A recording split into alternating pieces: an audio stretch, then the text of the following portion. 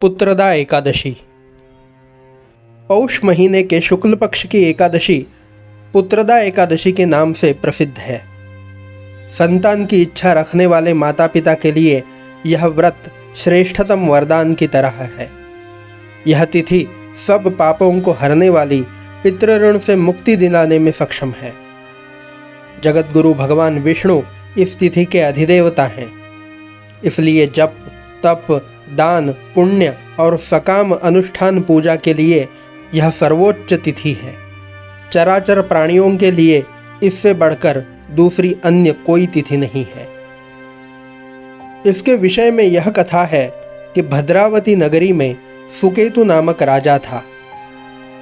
शैव्या नाम की उसकी रानी थी, परंतु उसे कोई पुत्र नहीं था, जिसके कारण राजा और रानी दोनों दुखी रहते थे। एक दिन इसी कारण से व्यथित होकर राजा ने आत्मघात करने का विचार किया, किंतु आत्मघात से मिलने वाली दुर्गति सोचकर इस कार्य से वह दूर रहा। एक दिन सुकेतु राजा घोड़े पर सवार होकर एक गहन वन में चला गया। पुरोहित आदि किसी को खबर न की। इस जंगल में घूमते घूमते दोपहर का समय हो गया। भूख और प्यास से राजा का गला सूखने लगा। तब इधर उधर डोलता फिरता मन में विचार करने लगा कि मैंने क्या दुष्कर्म किया कि मुझे इतना कष्ट मिल रहा है। राजा सोचता हुआ जाता ही था कि उसे एक सुंदर तालाब दिखाई पड़ा, जो मानसरोवर के समान चारों तरफ कमलों से भरा हुआ था। मुनि लोग किनारे बैठकर वेद पाठ कर रहे थे। राजा ने मुनियों से पूछा कि आप लोग यहाँ क्या कर रहे हैं। मुनियों ने कहा कि माघ मास आज से 5वें दिन आने वाला है और आज पुत्रदा नामक एकादशी है। यह पौष मास की शुक्ला एकादशी पुत्र की इच्छा करने वालों को पुत्र देती है। राजा ने इस पर अपना हाल कह सुनाया। मुनियों ने राजा को इस व्रत के करने की सलाह दी। तब राजा ने यह व्रत किया, जिसके प्रभाव से उसे एक पुण्यवान पुत्र पैदा हुआ।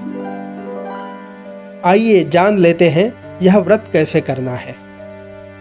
इस दिन व्रत रखकर स्नान ध्यान करके भगवान विष्णु की भक्तिपूर्वक षोडशोपचार विधि के द्वारा ओम नमो भगवते वासुदेवाय इस अमोघ मंत्र द्वारा पूजन सामग्री अर्पित करनी चाहिए।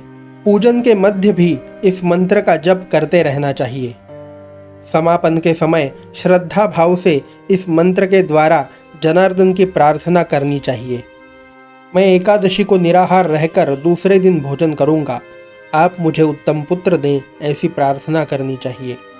दिन भर सात्विक रहते हुए झूठ बोलने, क्रोध करने और दूसरों को हानि पहुंचाने से बचना चाहिए।